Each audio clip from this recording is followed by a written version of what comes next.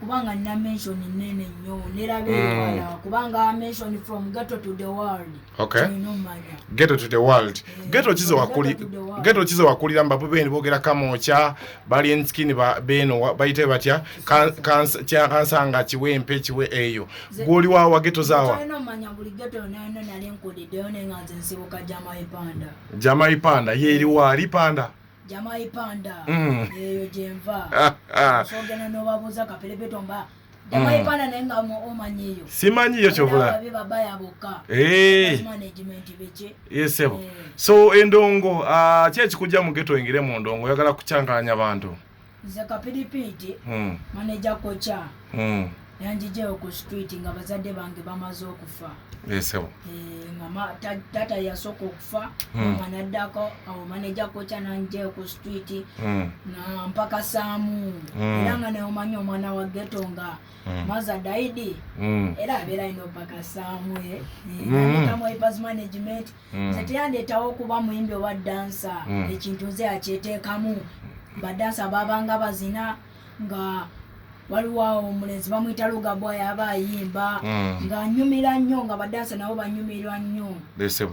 nga bayimba bazina nga nze benyumira nange nentandiko okutandikirawo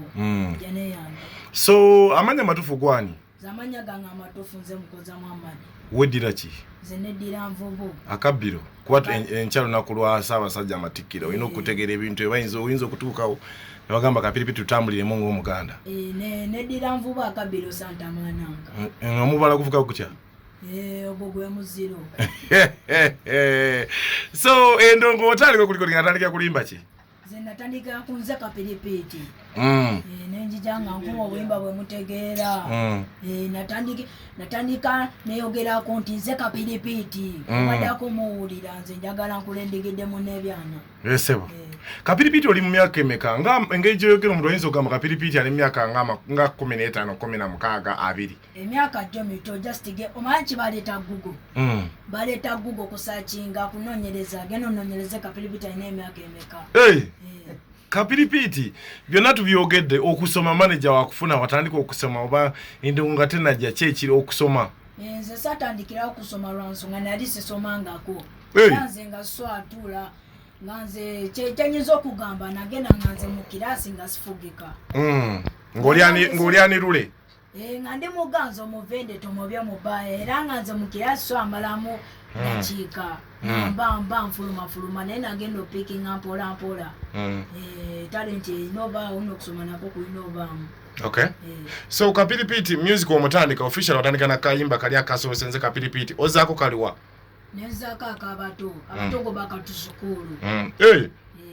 ngamba abana tudeo tusome tuino soma okay woba tosoma okola biki zemba soma kubanga nze Kapiripiti mba soma bamukuyimba nakulewa kongo kuba amatafali nakyali wange yandaga kuba amatafali naye business yo ejojo najona milimo jange nkuba amatafali tukola ebitabo okay bimanyi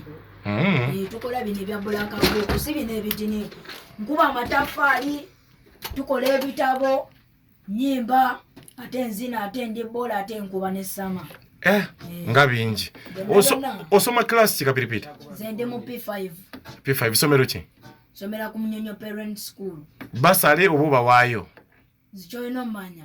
nagenda kusomero nga sibya basale lwansonga abantu bonna bagana okumbeerera mbu Kapiripiti mbu omwana wa ghetto mbu bicho dozo bitegerera manager ko kyali akawani era abera ino okawaayo banno omuli Freestar Fresh Kid bafunyezi basali lwaki toyagala ozigoba bugobi sizigoba bugobi bera nzagane just mixer tejinnatuuka bijja kolebwa kale bannayuganda atuwayiza mutuka soka tufuna oluyimba olupya lwa Kapiripiti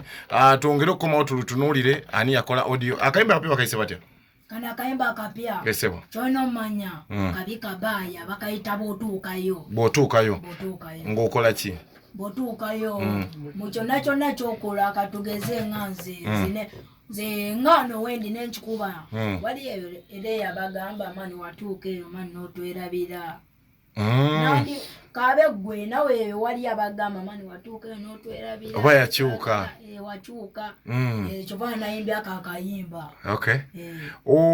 Ani yakoze amaloboozi audio yamukoze bamuyita Ronda Don. Ambuzeko omusajja wange. Ani yawandiise? Yawandiise akayimba nze akewandiikidde just nina abanyambyeko. Peni oyinamu? Peni ninamu nawe biki? Kale katukafune mukayimba atugenda komona amasimu n'ebibuuzo wano in house bibabuuza omukulu Kapiripiti kikumba akikubye nera agenda kumbulya barapa batano mu business eno bagamba nti yes ne collaborations wakitannakola byonna tugenda byogerako. Sinabakolayo kolabo nemuye lwansonga njagala standing enganze njagala nyimirewo nganze nzigumire nganze nga sigumira kubanga chenyezo okugamba osobola okola kolabo n'omuyimbi w'amaanyi n'otuuka ku show ne bakuba Oluyimba ne balowooza ki yoli wakoze naye yoli ajja ne bakuwenga ate bagenda olabanga ggwe ndulu ne bagikendeeza nze so kyova sinabakola kolabo njagala nyimirewo nganze nga ngenda ku stage ne bankoze kolabo sigala kiriya. Kapiripiti barapa cha batano bolaba mu game abayimbi abatano bogamba aba AGO bogamba nti bano bakuba ngojeko gwe abayimbi bonna bakabi abayimbi bonna bakabi chenyezo okugamba kubanga muntu okuveyo wansi sicyangu ndiko kikola sicyangu bro mpe namba zaabwe Fresh Kid aluwa Freestyle aluwa goliwa n'abasigadde nze gyendi kubanga oli wano nange neyo tetugenda Ransonga nawo kitegeera natadde akayimba akapya bakumbuza ku manager kocha bane manager kocha wakabi akataddemu ssente anti ekya manager mbadde nzijanga nsibula nze nkyali ku script yogera jebali abali kale kunoti musambe tano nya kyenda kira mu naziro isimu nga 5 mu bizo Kapiripiti n'Oluyimba lolo pya tujja kwa ngatomuti Metro ebale kusema ona mai kibaswe tuline Kapiripiti mai ngale muleta madde mubuuza genyabo ngayimbira n'abatoye gomba nyokola yona ekola boye batbaida ni peti batona bato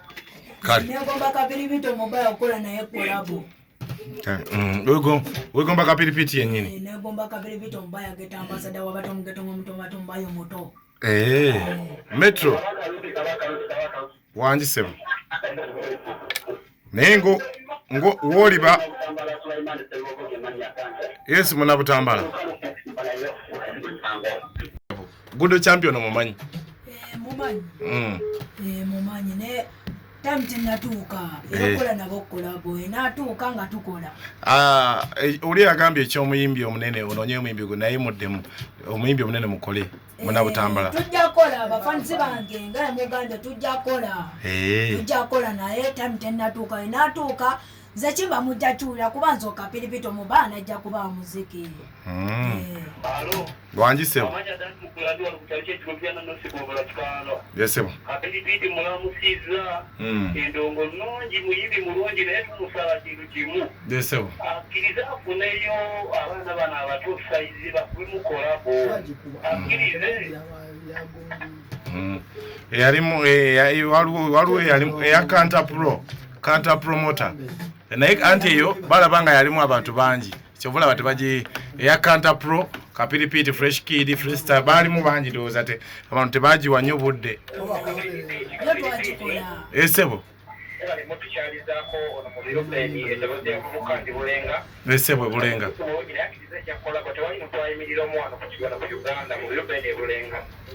abantu bebulenga tuwagala nnyo omukapiripiti wakimwagala akole kolabo kolabo eno yeyongerako oluuso essa nze kwendowooza Metro sebo mako osinziddewa kireka mako gamba otyo kireka Federation agikiririzaamu banedda kakuddemu why Federation agikiririzaamu Kapiripiti Federation yaki eya music ekulirwa Kenzo nato jiwulidde kulibwa mukulu waliwo yange yabato Kapiripiti adira sevayo ali ku simu ndi bulungi ogamba otya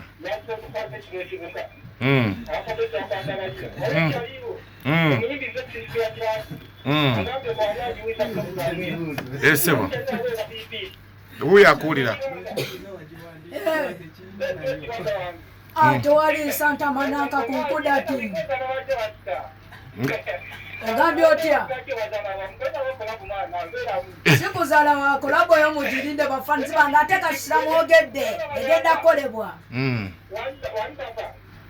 Ate kasita mwogedde egenda kolebwa.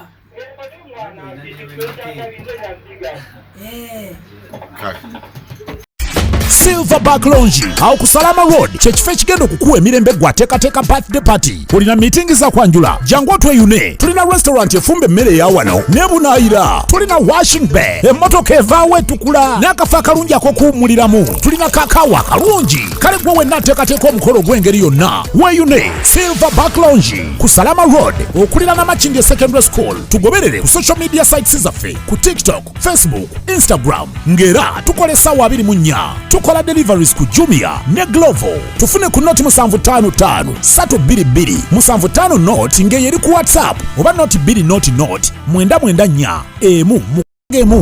Silverback Lounge, the peak of enjoyment.